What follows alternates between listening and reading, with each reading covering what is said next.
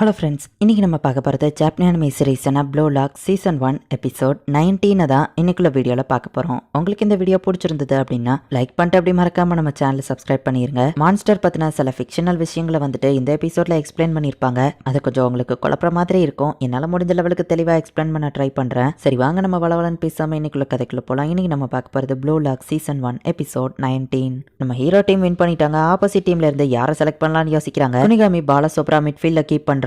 அவனை செலக்ட் பண்ணலான்னு பாரா சொல்றான். ரியோவை செலக்ட் பண்றான். அவன் தான் ஆல்ரவுண்டர். நம்ம எல்லா ஸ்டைலையும் அவன் மேட்ச் பண்ணுவான் அப்படின்னு சொல்லி நாகி சொல்லவும், நான் என்ன யோசிக்கிறோம்னா ரெண்டு நம்ம தோக்கடிக்கிற மாதிரியான ஒரு பர்சனை தான் நம்ம செலக்ட் பண்ணணும். நம்ம எல்லாருமே அன்பிரடிக்டபிள் மூவ் பண்ணதுனால தான் இந்த மேட்ச்ல ஜெயிச்சோம். ஸோ அந்த டீம்ல அந்த மாதிரி இருக்கிற ஒருத்தன் அண்ட் நம்ம 3 பேருக்கும் டஃப் கொடுக்குற ஒருத்தன் அவன் நம்ம டீம்ல இருந்தாதான் ரெண்டு தோக்கடிக்க முடியும் அப்படின்னு நம்ம ஹீரோ சொல்லவும், அப்படி இருக்கிறாள் அவன் ஒருத்தன் தான். சீக்கிரி எங்க டீம்ல வந்து ஜாயின் பண்ண அப்படின்னு அவங்க 3 பேரை கூப்பிடவும் சீக்கிரி ஷாக் ஆகுறான். நாங்க ஜெயிக்கிறதுக்கு உன்னோட ஸ்பீடான அந்த கால்கள் தேவை அப்படின்னு நம்ம ஹீரோ சொல்லவும், வெயிட் பண்ணுவேன் ஹீரோ, திரும்ப வந்து என்ன வின் பண்ணி கூட்டிட்டு போ அப்படின்னு சொல்லி சீகிரி குனிகாமி கிட்ட சொல்லிட்டு கிளம்புறான். ரியோ நீயுமே திறமசாலி தான். அதனால திறமையா பால சீகிரி கிட்ட பாஸ் பண்ண முடியும்னு தெரிஞ்சதுனால தான் நானும் ஈஸியா அந்த ரிஸ்கியான மூவ் எடுத்தோம். உன்கிட்ட திறமை இருக்கு ரியோ அப்படின்னு நாகி பேசியிருக்கோம். அப்ப என்ன செலக்ட் பண்ணு, என்ன உன் டீம்ல ஜாயின் பண்ணிக்கோ. உன் சிம்பத்தி எனக்கு ஒன்றும் தேவையில்ல. என்ன நீ விட்டுட்டு போறேன்னா அதை ப்ராப்பரா வாட்ச் பண்ணு. நம்ம வேர்ல்டோட ஸ்ட்ராங்கஸ்டா இருப்போம்னு சொன்னோம், மறந்துட்டியா? நான் உள்ள வரும்போது இருந்த நாகி நீ கிடையாது அப்படின்னு அவன் சொல்லுவான். நான் உன்ன செலக்ட் பண்ணி என் டீமுக்கு கூட்டிட்டு போறேன்னு வச்சுப்போம். ஜெயிக்கணுங்கிற வெறி உன்கிட்ட இருக்குமா? வேர்ல்டோட பெஸ்ட்டா நம்ம வருவோம்னு ப்ராமிஸ் பண்ணதை நீ தான் மறந்துட்ட. கஷ்டங்களை அனுபவிச்சாதான் நம்மளால ஸ்ட்ராங்கா மாற முடியும்.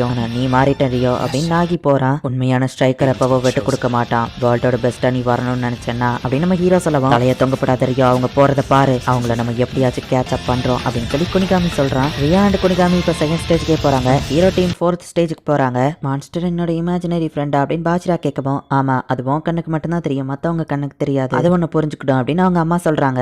பட் ஒரு உண்மையான ஃப்ரெண்டு கூட விளையாடணும்னு தான் எனக்கு ஆசை அப்படின்னு பாச்சிரா சொல்லவும், கண்டிப்பா நீ அவனை கண்டுபிடிப்பா அப்படின்னு அவங்க அம்மா சொல்லியிருப்பாங்க. பாச்சிரா ரென் கூட பிராக்டிஸ் பண்ணிட்டு இருக்கான். ரென்னோட டீமும் 4th ஸ்டேஜில் தான் இருக்காங்க அப்படின்னு நம்ம ஹீரோ பேசினா யாருமே நம்ம ஹீரோ பேசுறது கண்டுக்கிடல. ஃபர்ஸ்ட் பாராக்கும் நாகிக்கும் ஒத்து போகல. இப்ப சீக்கிரியா அதே கதையில தான் இருக்கிறான் அப்படின்னு நம்ம ஹீரோ யோசிச்சா, ஈரமான டவல் சாக்ஸ் யார்டா போட்டதுன்னு கேட்கவோ, ஈரமான டவல் என்னோடது தான் அப்படின்னு சீக்கிரி சொல்லவும், சாக்ஸ் என்னோடது தான், அதை அப்படியே துவைக்க போட்டுரு அப்படின்னு நாகி சொல்றான். உனக்கு வேலை பார்க்க நான் ஒன்னும் உனக்கு மேட் கிடையாது, ஈர தலையோடையா படுத்திருக்க, ஒழுங்கா டிசிப்ளின் ஆகிரு அப்படின்னு பாரா அவங்க 2 பேரையும் பிடிச்சி கத்திட்டு இருக்கான். சரி சரி கத்தாதீங்க கைஸ், வாங்க சாப்பிட போலாம் நம்ம ஹீரோ சொல்லவும், நாகிய சீக்கிரியோ வரலான்றாங்க. சரி நான் அவன் கூட போய் சாப்பிட்டு வரேன், அதுக்குள்ள ரூமை கிளீன் பண்ணி வைங்க அப்படின்னு பாரா சொல்றான். இவன் தான் சாப்பிட வரேன்னு கூப்பிட்டான், என்ன அமைதியா இருக்கிறா. ஒருவேளை நான் டாங்கின்னு சொன்னதுக்கு இவன் இன்னும் எவ்வளவு டென்ஷனா இருக்கானோ. அந்த டைம்ல ஒரு ஹைப்ல இருந்தே சொல்லிட்டேன், ஆனாலும் ஓவரா போயிட்டனோ நம்ம ஹீரோ யோசிக்கவும், இசுகி உன்னோட ஃபுட்பால் ஸ்டைல் என்னது அப்படின்னு பாரா கேட்கறான். Spatial awareness of the ball moment blind spot அன்னைக்கு உங்ககிட்ட சொன்னேன்னு நம்ம ஹீரோ சொல்லவும், அப்படிதான் நீ உன்ன பால் கிட்ட வரும்போது பொசிஷனிங் பண்ணிக்கிறியா அப்படின்னு பாரா கேட்கவும், ஆமா அப்புறமா அன்னைக்கு உன்ன டாங்கின்னு சொன்னதுக்கு சாரி நம்ம ஹீரோ சொல்லவும், ஆனா நீ தான் அப்படி சொன்னது தப்புன்னு ஒத்துக்கிட்டியா, அது போக மத்த எல்லாம் நீ சொன்னது கரெக்ட் தான், நான் கொஞ்சம் செல்ஃபிஷா தான் இருந்தேன், டீம் அப் பண்றது அப்படிங்கறத இப்ப நான் கத்துக்கிட்டேன்,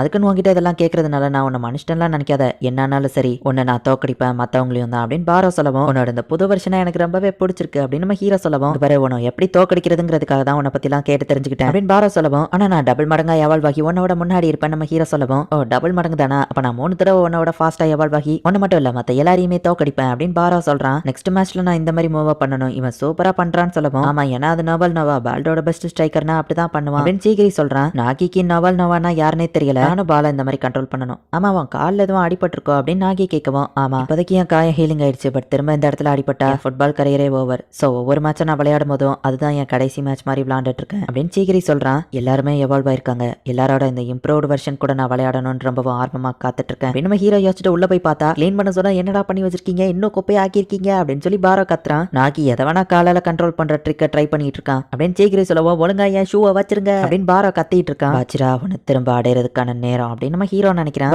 நீ இப்பவும் ரொம்பவே பெஸ்டா இருக்க அப்படின்னு பாச்சிரா சொல்லவும், நீ தான் அரவேக்காடா இருக்க, உன்னால தனியா விளையாட முடியாது, உன் கூட விளையாடுறதுக்கு ஒரு பர்சன் நீ எதிர்பார்க்கற கரெக்டா, அரகுரத்தரமா இருக்கிறவன் கூட விளையாடுறதுல எனக்கு இன்ட்ரெஸ்ட் இல்லை அப்படின்னு ரீன் சொல்றான். பாச்சிராவோட சின்ன வயசை காமிக்கிறாங்க. அவனுக்கு எதனால சாக்கர்ல இன்ட்ரெஸ்ட் வந்ததுன்னே தெரியல, பட் எப்பவும் அவன் பால் கூடவே தான் இருப்பான். சின்ன வயசுல அவன் ட்ரிப்ளிங் வேற லெவல்ல பண்ணா, சாக்கர் விளையாடுறது தான் அவனுக்கு ரொம்பவுமே பிடிச்சிருந்தது. அவன் கூட விளையாடுற ஃப்ரெண்ட்ஸ் எல்லாருமே இது ரொம்பவே போரிங்கா இருக்குன்னு கிளம்புறாங்க. பாலோட நீங்க ஒன்னா இணைஞ்சிங்கன்னா உங்களாலேயே இதை பண்ண முடியும் அப்படின்னு பாச்சிரா சொல்லவும், வியடா பேசிட்டு இருக்க முட்டாள்னு சொல்லவும், நீ தாண்டா முட்டாள் அப்படின்னு பாச்சிரா அடிக்க போகவும் பாச்சிராவை பிடிச்சா அடிக்கிறாங்க. ஒன்னு வியர்டோ கிடையாதுன்னு அவங்க அம்மா சொல்லவும், ஆமா அவனுங்க தான் முட்டாள்னு அவன் சொல்லவும், நான் அப்படி சொல்ல மாட்டேன், அவங்க ஒன்ன மாதிரி கிடையாது, ஸ்பெஷலானவங்களால மட்டும்தான் இது எல்லாத்தையும் புரிஞ்சுக்கிட முடியும், எல்லா பீப்புளுக்குமே பிடிச்ச ஒரு விஷயம் இருக்கும், அதை நோக்கி அவங்க போய்கிட்டு இருப்பாங்க, ஆனா எல்லாராலையும் அந்த கோலை அடைய முடியறது இல்ல. பட் சில பேருக்குள்ள ஒரு மான்ஸ்டர் இருக்கும், அந்த மான்ஸ்டரை எல்லாராலையும்லாம் பார்க்க முடியாது. ஈவன் நான் பெயிண்ட் பண்ணும்போது கூட எனக்கு அந்த மான்ஸ்டர் தான் ஹெல்ப் பண்ணும், அதே மாதிரி கண்டிப்பா ஒன்னாலேயே ஒரு நாள் அந்த மான்ஸ்டரை பார்க்க முடியும் அப்படின்னு அவங்க அம்மா சொல்லியிருப்பாங்க. ஸோ தனிமையில விளையாண்டுட்டு இருந்த பாஷிரா அவன் கூட ஒரு மான்ஸ்டர் வந்து விளையாடுற மாதிரி இமேஜின் பண்ணிக்கிறான்.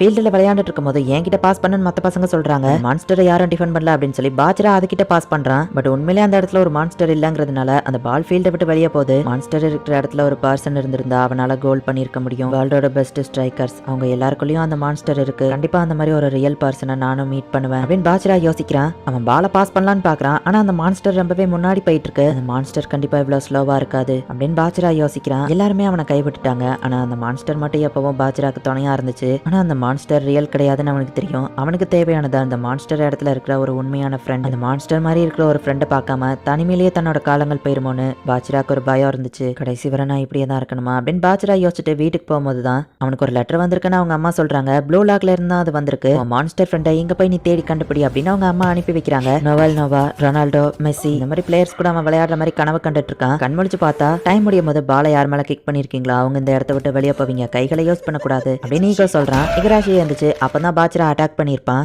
எஸ் இந்த இடத்துல என்னால அந்த மான்ஸ்டரை கண்டுபிடிக்க முடியும்னு நினைக்கிறேன் அப்படின்னு சொல்லி பாஜ்ராக்குள்ள ஒரு நம்பிக்கை வருது. ரியல் லைஃப்ல இருக்கிற அந்த மான்ஸ்டர் பர்சனை தேடி தான் அவன் ப்ளூ லாக்குள்ளேயே வந்திருக்கான். என்னை விட்டு போடா அப்படின்னு குனிகாமி தூக்கி போடவும் இகராஷி மேல அவன் விழுந்து இகராஷியோட கால் பிரேக் ஆயிருக்கும். நம்ம ஹீரோ அந்த பாலை அடிக்கலான்னு போயிட்டு இல்ல இது தப்பு, நான் மாறினாதான் இங்க ஜெயிக்க முடியும், அதுக்கு நான் ஸ்ட்ராங்கான பிளேயர்ஸை தான் தோக்கடிக்கணும் அப்படின்னு நம்ம ஹீரோ வரும்போது எனக்கு ஒன்னு பிடிச்சிருக்கு அப்படின்னு பாஜ்ரா சொல்லிட்டு இத்தனை நாள் தனிமையிலேயே அந்த மான்ஸ்டர் தேடிட்டு இருந்த பாஷிரா ஃபர்ஸ்ட் டைமா அந்த தனிமையில இருந்து வெளியே வரான். ரியல் லைஃப்ல அந்த மான்ஸ்டர் ஒரு பர்சனா நின்னா அவன் அந்த இடத்துல தான் இருப்பான் அப்படின்னு நம்ம ஹீரோ கிட்ட அவன் பாலை பாஸ் பண்றான். ஈசுகி கிட்ட அது பாலை பாஸ் பண்ண சொல்லுது. அப்படின்னா அவன் தான் நான் இத்தனை நாள் தேடிட்டு இருந்த மான்ஸ்டர் அப்படின்னு பாஜ்ரா வந்துட்டு இத்தனை நாளா அவன் தேடிட்டு இருந்த அந்த மான்ஸ்டர் நம்ம ஹீரோ தான் அப்படின்னு நினைக்கிறான்.